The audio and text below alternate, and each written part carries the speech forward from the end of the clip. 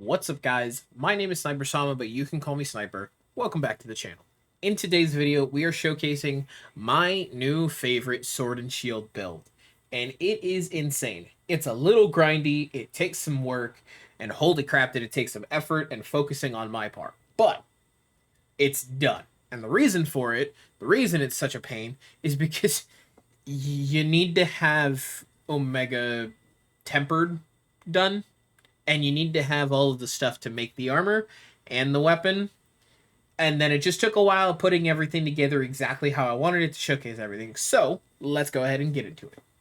To start, we have True Omega Sword and the True Shadowbringer.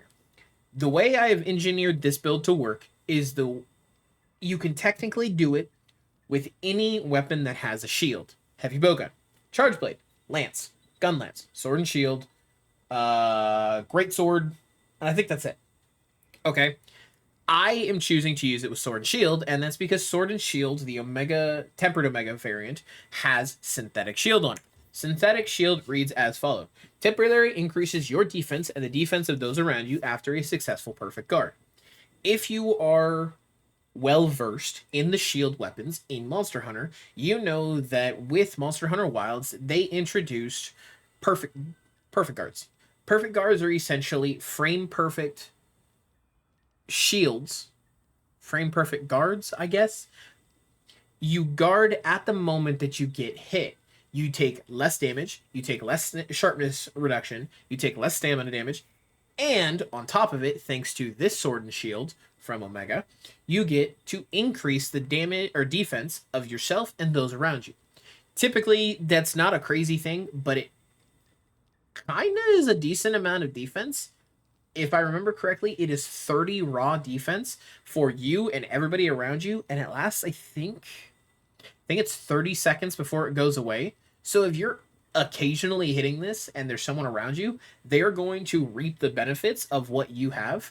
Not to mention, this weapon actually has, it's comparative to Ardean weapons. You have 220 raw attack. You've got great sharpness on it. The only issue is you don't have an element. But to circumvent that, it comes with a defense bonus, and it comes with guard up already and synthetic shield, which means you can guard any unblockable attack, and you're passively buffing your team and yourself. So we have 4 pieces of Omega gear. We have the Uthduna Wild Greaves. This is from Arch-Tempered Uthduna. And probably one of the most important parts of the build is a critical boost charm with one offensive deco slot, one weapon deco slot. The reason for this is because we need 2 levels of critical boost. The only downside to the Omega sword and shield, over an Ardean weapon, at least in my opinion, is the fact that it doesn't have 3 level 3 decoration slots. Because it doesn't have that, you kind of have to finagle things a little bit, and that's why it took me so long to create this build, because I was sitting there trying to fine-tune it ever so perfectly. Okay? Now that we've gone over all of the armor, all of the gear, let's go ahead and hit the decorations. We have 1, 2, 3 Challenger Jewels, and the reason for this is because we want to max out our Agitator. Agitator is when a monster is enraged, you are going to do increased damage by plus 20 raw, and you have an additional plus 15% affinity on the top, sprinkled in there. We have 1, 2 Tenderizer Jewels. This is to bring us to level 3 weakness exploit. Partly because I wasn't sure what else to put on it, because burst is not worth it when you go up to level 3 versus just sitting at level 1. So, weakness exploit, we're going to have plus 15% affinity on weak spots and an additional 10% on the wounds, just to make sure that we are still able to have a decent affinity to attack ratio, and we are able to hit more crits than not. Okay. Next up, we have 1 Destroyer Jewel, and that's because the way this build works, you already have 2 levels of Part Breaker. Why not make it a 3rd? Okay. Refresh Jewels, because Stamina Surge is wonderful. We love making sure that we have stamina, especially if we're going for those guards. If you happen to miss a perfect guard, you happen to get hit, whatever the case may be, you really want to showcase and make sure that you can still move. If you can't roll, you can't guard, you can't do any of that without stamina. Stamina is major important. Okay.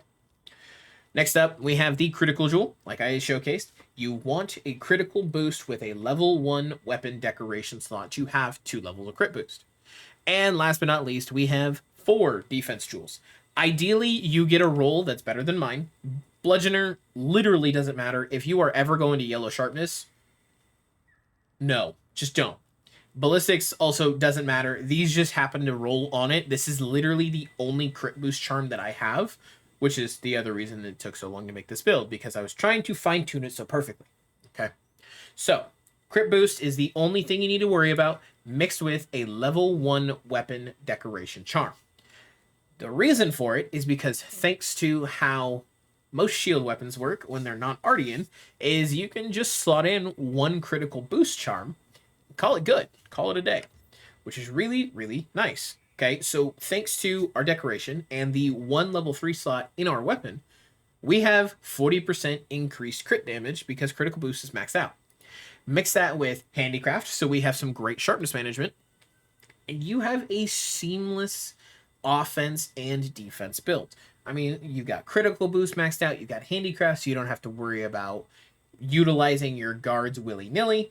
You've got a little bit of agitator in there. You've got defense boost, so where you're not getting one shot. Divine blessing, even furthering that. Stamina surge for quality of life. Part breaker, so you can hit some hard hits. Quick sheath for the quality of life. And then you've got burst. And last but not least is the resonance boost. If you do not know, resonance red circle gives you plus 10 raw attack if you have 2-piece bonus. In the case of this, it's going to be plus 20 raw for yourself when there are no hunters in your red circle. If you, after 90 seconds, you will end up going into the affinity variant, which is a purple circle around you. That purple circle gives affinity to yourself. It is plus 20% of affinity naturally, and when you have the, or at level 2, at the 4-piece set bonus, it is 40% affinity. Okay? So what this build is allowing us to do is to have good defense, have good offense, and to allow us to have a higher affinity to make sure that we can do more damage. So let's go ahead and showcase how this synthetic shield works. Over here we have the test dummy.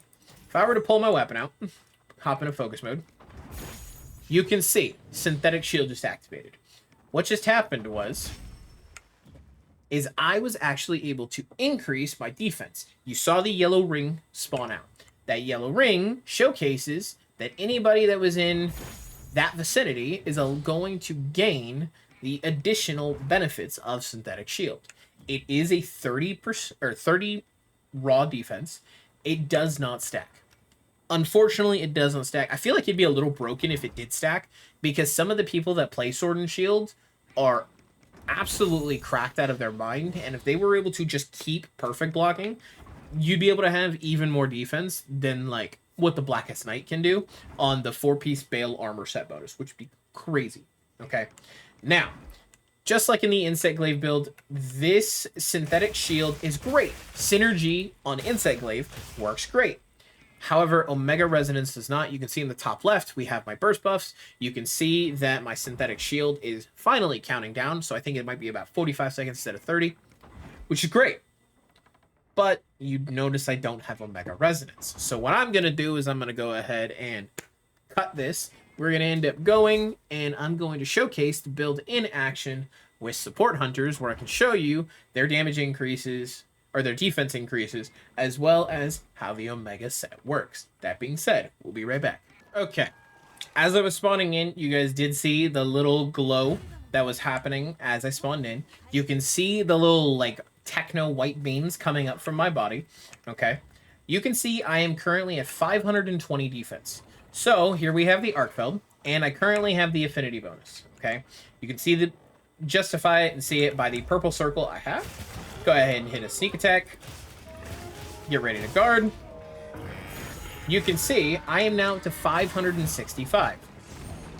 Hit the guard again. Hit the guard again, and you can always hear it. You can hear the little ching or ting, whatever noise you think it is. It could be a cow moo if you wanted it to. Okay. Now you can see here, this is a 9-star Arcfeld. Okay. You can see I don't have any affinity bonuses because I don't have any of my support hunters in the circle with me.